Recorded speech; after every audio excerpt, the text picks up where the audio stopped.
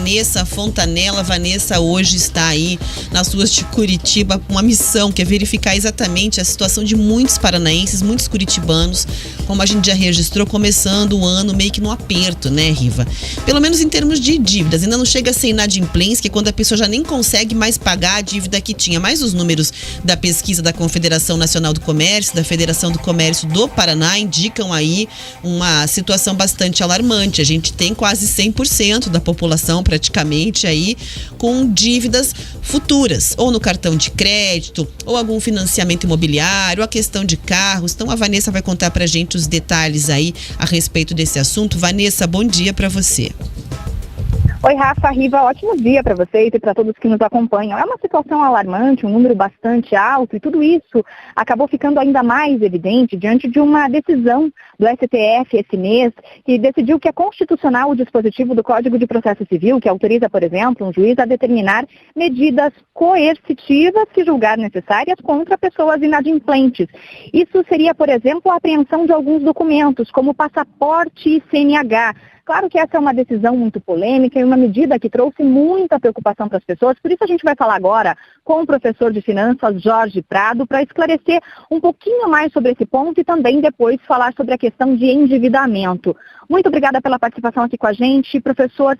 Quando a gente fala nessa medida, é importante que as pessoas tenham consciência de que existe aí, né, proporcionalidade, razoabilidade, mesmo que dívidas possam ser cobradas judicialmente, a gente não está falando de qualquer dívida, né? Bom dia. Bom dia. Perfeito. Então, essa decisão do STF gerou uma certa apreensão. Lembrando que hoje nós estamos com quase 70 milhões de brasileiros negativados, 70 milhões de brasileiros que não conseguiram honrar os seus compromissos financeiros. Significa que todas perderão a sua CNH, perderão o seu passaporte? Não, não é assim. Não é de maneira tão simples e nem de maneira automática. Essa decisão veio como um auxílio para que se cumpra algumas decisões judiciais.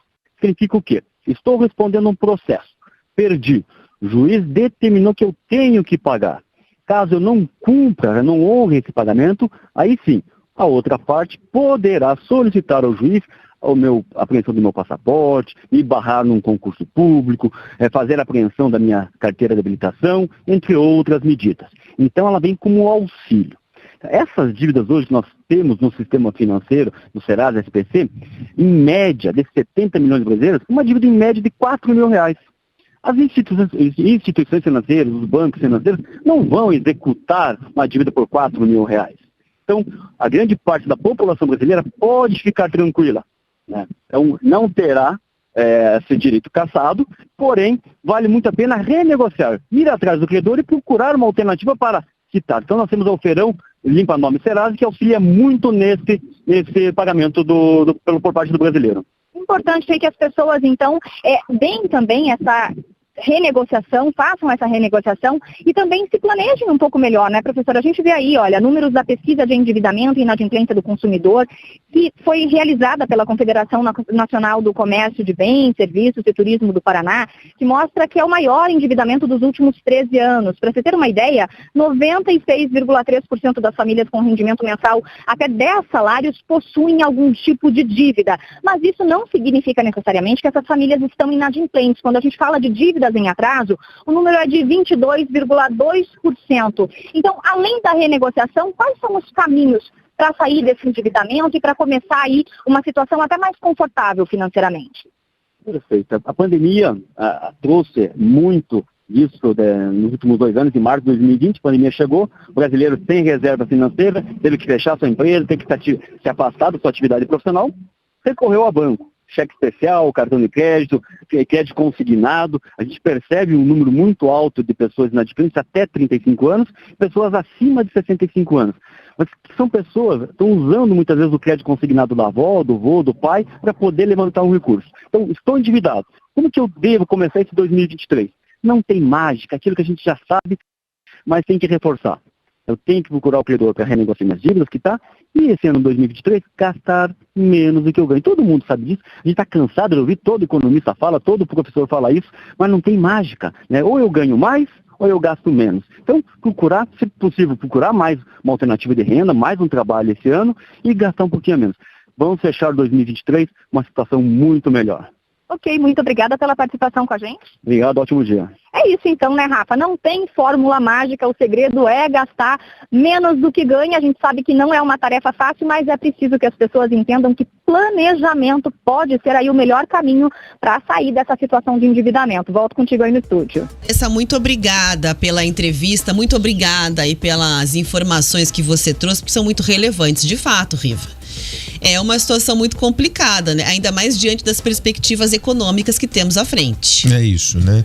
A gente tem que dar uma olhada com o Conselho Monetário Nacional para ver onde vai colocar a meta de inflação. Essa meta não é definida pelo Banco Central, são 3 votos lá do ministro, também da ministra Tebet e do presidente do Banco Central. É por maioria simples, 2-1, você consegue pôr metas de inflação, perseguir essas metas para o dinheiro das pessoas não ficar caro, para não encarecer. Lembrando que dessa vez nós estamos numa inflação não de demanda, mas de custo mesmo, de custo de produção. Ela é um pouco diferente da demanda. A demanda, se aumenta o juros, você para, as pessoas não consomem. Não é isso que está acontecendo e tudo mais. Então são discussões que a gente precisa fazer. E primeira coisa, Rafa, eu não falo mais de emprego, tá? Eu falo de garantir renda para as pessoas. Hoje em dia o emprego fixo, aquele de carteira, a relação mudou bastante. Nós temos autônomos aí que ganham muito mais que pessoas que estão empregadas.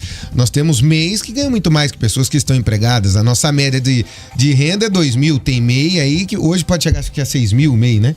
Subiu para 6 mil e poucos reais e tudo mais. Tem que garantir renda para as pessoas. Como? Com trabalho. Seja ele da forma como for. Autônomos que têm ganhado bem, quanto mais direitos, melhor, mas nem sempre isso é possível.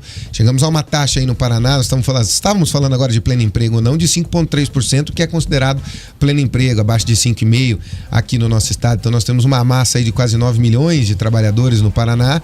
A nossa taxa, ela gira em torno de 360 a 560 mil desempregados no total aqui no nosso estado. Dá mais ou menos isso normalmente, né? É ali que ela fica oscilando. Enfim, a gente precisa primeiro garantir isso para as pessoas. Como? Com investimento.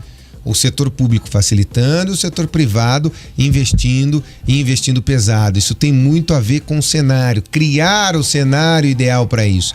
Parar com discussão boba, parar com raivinha, com descontinho, com revanchismo e fazer esse país andar.